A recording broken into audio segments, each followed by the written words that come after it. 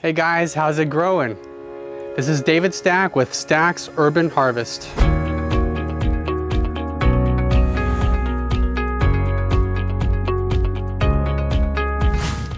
The feedback that I received from my first video has been so encouraging.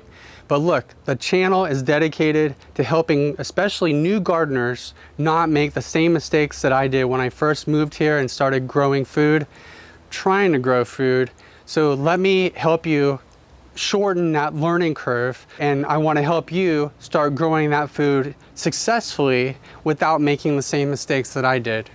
My friends at the Equality Garden Club asked me to be their first Zoom meeting speaker, and since we're coming into summer, I spoke on growing food in South Florida's summer heat.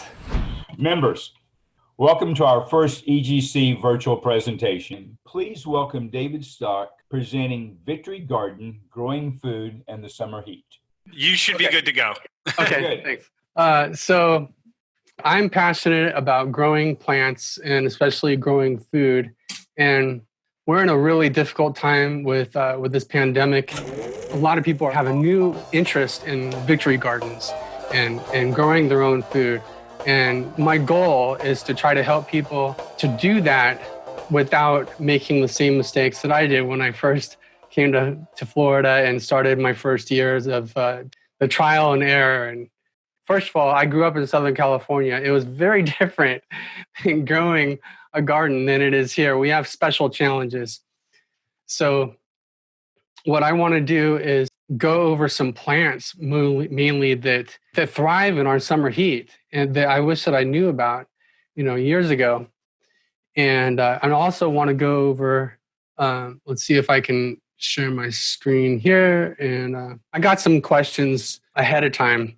And so if you see your question here already, then you may want to think of another question to ask at the end. But I'm going to go over these.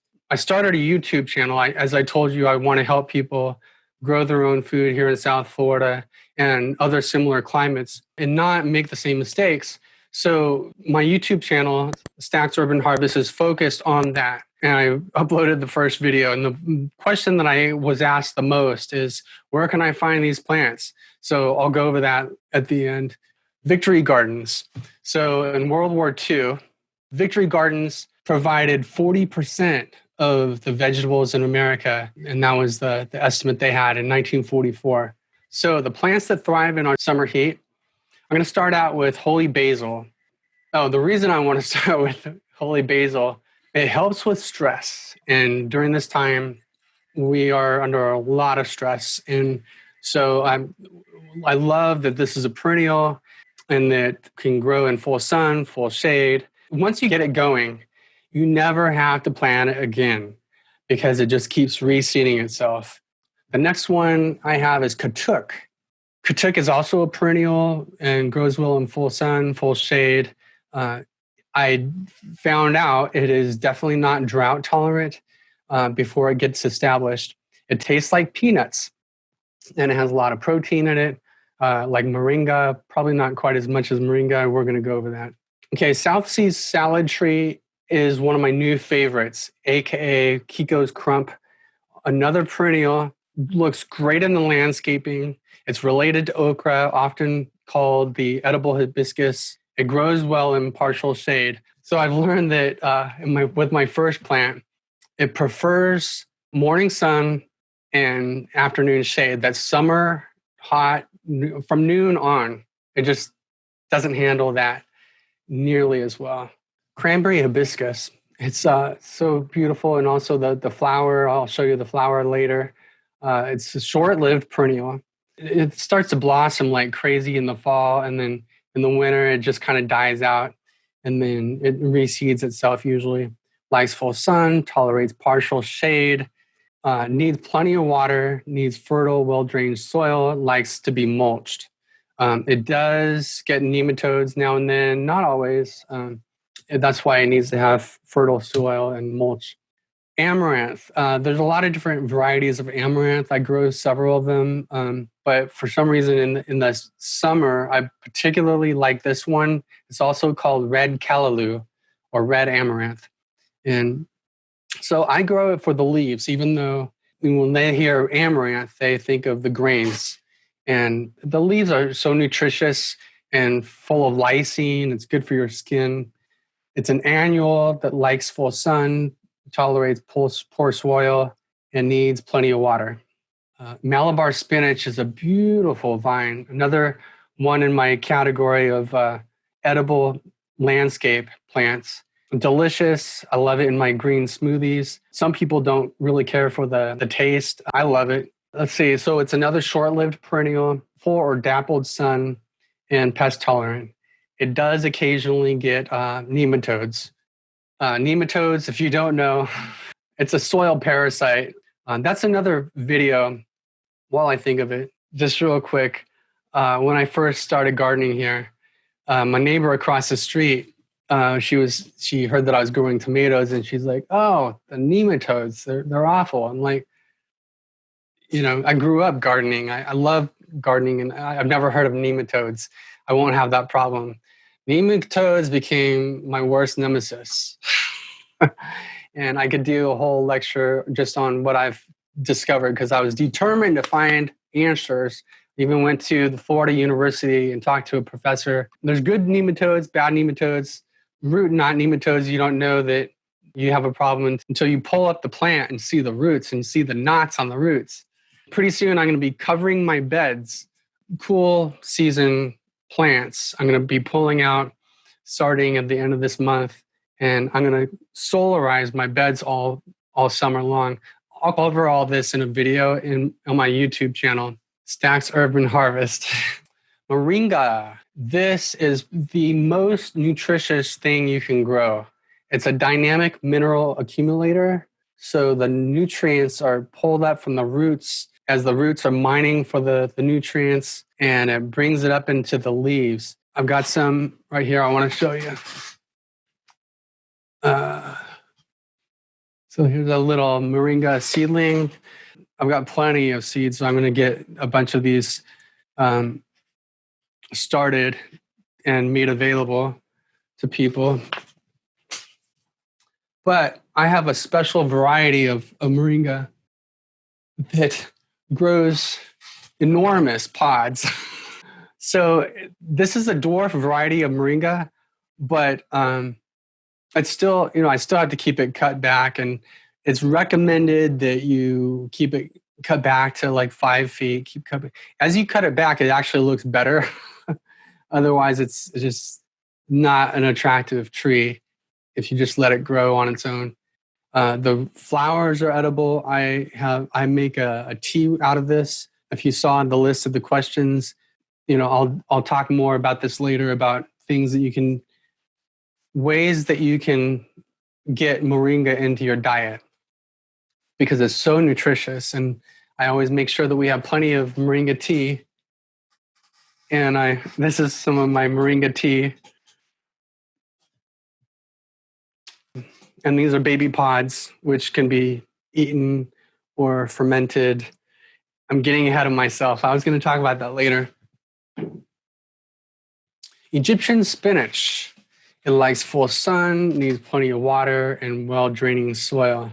A lot of these things that are called spinach that I'm going to be talking about tonight, none of them are even related to the spinach that we know of. So it's just part of the name. They're not even part of the family of spinach. This is my YouTube channel. The first video covers a few other plants that I haven't covered tonight. So a couple of things I've got in here that I don't have on the PowerPoint. This is, it's a heavy one. I smell it here. Cuban oregano is one of my favorites to grow. Do not just eat this raw. It's very, very strong, but it's great for making teas, medicinal for coughs, just because of the pandemic. And, if you feel it, it's awful right now. If you feel something coming on, you're like, oh gosh, better not be COVID. So, and that's leads me to a point that I want to make is I see food, the way the food choices that we make is food can be our poison or our medicine. And it's really important, especially now, to make wise choices to be as healthy as we can, keep our immune systems up. And so many of the plants that we have are medicinal and, like keep our stress levels down. Yuca. This is one of the best, easiest starches that we can grow. It grows a tuber. There's like 3 plants in here. You can just rip them out, rip them apart. In fact, if you make a cutting, you could almost just like toss this on the ground and it'll probably grow. What they recommend though is the big woody ones are the best, about 10 inches or so. And the deeper that you plant it, the more tubers you'll get because because each node will produce a tuber. And so, but leave like 3 nodes above the ground. So that's the way you can get them. I'm glad I didn't get the ceiling fan up there. So I can make quite a few plants out of this. And I want to say something also about, we know about our fruit trees, but then we have subtropical fruit trees that still a lot of people in our community don't know about, like Barbados cherry and the strawberry tree, also known as Jamaican cherry. And that's one of my favorites. And some bananas that I harvested the other day. Here's one that I recommend for growing now. If you don't have any fruit plants or trees growing right now, get some papaya going. Why? Because it grows fast, and within months, probably by fall or winter, you will have papaya fruit. What sorts of plants and seeds do you recommend that are suited for our area? Baker Creek Heirloom Seeds is my go-to place. Rareseeds.com. Even though they're based out of Missouri, they are an excellent source. They have growers of seeds all around the world in different climates. Baker Creek has a global reach, offering heirloom seeds from nearly every continent. Tree Amigos Growers in Davie, great guys that work there. I highly recommend it.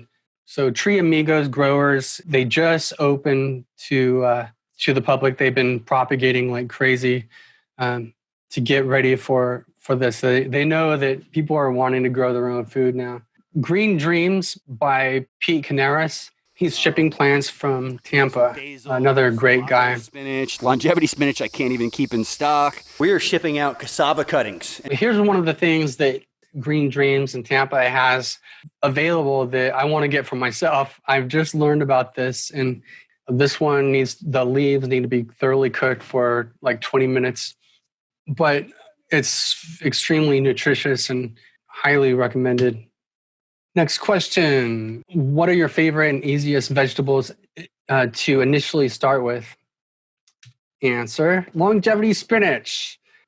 Now, it is such an easy plant to grow. Longevity spinach is disease resistant, pest resistant, drought resistant. The only thing I recommend is to grow it in either dappled or in the shade, so partial shade. It's called longevity spinach mainly because of its anti-cancer properties and other health benefits. So do you use composting for the Victory Garden? Why or why not? I think you know the answer. The first time I was the speaker for Equality Garden Club, I did a lecture on this. And so this is my compost system. I have 3 of them, actually, 3 tumblers. So why? Because compost is a great equalizer, especially when it comes to pH balance. Number 2, it adds beneficial microbes, nutrients, and minerals to the soil. And of course, biology matters. The left side has the biology, the other side does not. And we want biodiversity in the soil, and it makes a difference. It really does. And by the way, This picture that I got from Dr. Elaine Ingham, just a word about what I do professionally is I do television production, and feel so fortunate that Jeffrey Smith with the Institute for Responsible Technology is having me work on a short documentary with Dr. Ingham, and she's highly respected among the garden community, especially organic and permaculture gardening and farming. I can't wait for this documentary to come out. I'm just putting the finished touches on it. Next question, what are the ways you can prepare and eat moringa? You can sprinkle the leaves in salads and smoothies. You can make moringa tea, which I make plenty of, either with fresh or dried leaves. And by the way, the picture at the bottom, my mother-in-law got a picture of me one morning, first thing in the morning when I have a moringa morning. I can get the best moringa from the roof of our house. So that's me with the morning moringa. So number 3, you can cook it. I prefer steamed vegetables. So, or you can, steam the pods or the leaves, I'm sure, if you want. I actually fermented the young pods, and it was like, it actually tasted more like pickles. So it was good. I've learned that as long as it's really like, this is like almost not good. If it's too mature, then it's too fibrous and stringy. Back to cranberry hibiscus. How do you prepare the cranberry hibiscus tea? And this is something that I have not actually done myself. And so I had to look into this. Glad I had this question earlier today. So what people do is they'll take since the flower will only last for about a day. So in the evening, people go out, collect the flowers that have closed, and then or the next morning, and they'll steep it until the hot water has gone to room temperature, and then either let it steep all night or just first thing in the morning. Next question, what's the easiest vegetables to start? Well, I say for the leafy greens, longevity spinach, and for the starch is yuca by far. What are some practical ways of dealing with iguanas eating your veggie garden? So who am I? I actually posed the question to one of my favorite groups on Facebook, South Florida Edible Gardening and Sustainable Living. Excellent page for what we're talking about tonight. And this is what people have done, building a cage to keep the iguanas out. And the one on the right, you can't really see, but there is that netting on top. People use chicken wire. I guess that's what they use on the left. Another iguana question. What summer vegetables iguanas might ignore? And guess what? I posed that question and didn't really get an answer. Because fortunately, I have not had to deal with iguanas as much. They come around to our pool area, but my food garden is in the back of the house, and I have had to kill one that was back there. So we're going to open this up to other questions. Okay, David, you can hear me? Yes. All right. So everyone, this is Justin again. So we do have some questions. There have been a lot of questions on Facebook and Zoom, just so you know. But Mario and Carl have been doing a great job of actually answering some of them that you've already answered. But some of the questions that we do have is there a way that maybe we could get a list of all the vegetables that you talked about so that we could just post it for people so that they can kind of go and do their own research and find the plants themselves? Absolutely. Sure. I have that list. If you go to my YouTube channel video, the first video, if you click on see more and to see more of the information that I put up for that video, you'll see the whole list of everything that I talk about in the video, which I also talk about Everglades tomatoes, which should do okay through the early and mid-summer, but by August, probably not so much. We actually have, not to steal your thunder, but we have Everglades tomatoes year-round in our yard. They are Good. here. all the time. Our Good. dogs spread them for us, so we don't have to do the work. They like to eat them, but they do grow all the time here. So I hear you there. Yeah. Another question is, how long would it take a moringa to grow so that people could actually harvest parts of it?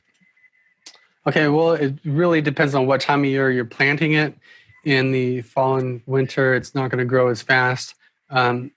This is the best time. Spring is really the best time to plant it. And within, I would say, within 3 months, you should be able to start getting enough foliage to where you can start harvesting the leaves from it. Wow. Okay, great. Yeah. And do you have any particular varieties of yucca that you would recommend? We've had people doing research while you've been talking, and they're throwing all these varieties out. But is there any particular variety that you would recommend? Yucca is fairly new to me. Someone gave me a cutting of this, or maybe it was a year and a half or 2 years ago. Anyway, my first growing season of yucca, I had 4 plants, and I had 8 pounds of yucca after 10 months. Wow. So now it's a white skinned. You probably noticed in the picture that I had, it's a white skinned yucca, and I don't know the name of the variety. And I'd love to do a trade if you want to trade cuttings. Anyone wants to contact me about that? We have a purple skin variety, but we haven't had a lot of success with it yet. So I'll let you know when we do. Yeah. No, and I'd like to actually learn a little more about the different varieties. Do you know anything about how the easiest ways to grow dragon fruit? Do you know anything about dragon fruits? Yes, I've got a couple of different varieties. One from Baker Creek Heirloom Seeds. It's called Edgar's. They say it's known to be the best tasting one, and I have its first blossom out there. It should be opening up any night now. And then I've got another unknown variety. I have so many blossoms on it, and we had our first fruit last summer. What type of conditions do you grow it in? Lots of sun, lots of water. Like what are some of the things that you're having success with? Okay, so I've learned that it grows best in dappled light. It really gets sunburned in full sun. Here's the thing about the people misunderstand about dragon fruit, and I went through this too. People assume that it's a cactus, so you don't need to water it. It loves to be watered. That's what sets it apart from other plants in its plant family. It also loves to be in fertile soil. So feeding it compost. I know people that have fertilized the heck out of it with 10-10-10 fertilizer, and they get tons of fruit from it, and it's just amazing. And I kind of want to steer away from using synthetic fertilizers, and so I feed it a lot of compost tea, and that's another thing I want to do a video on my YouTube channel.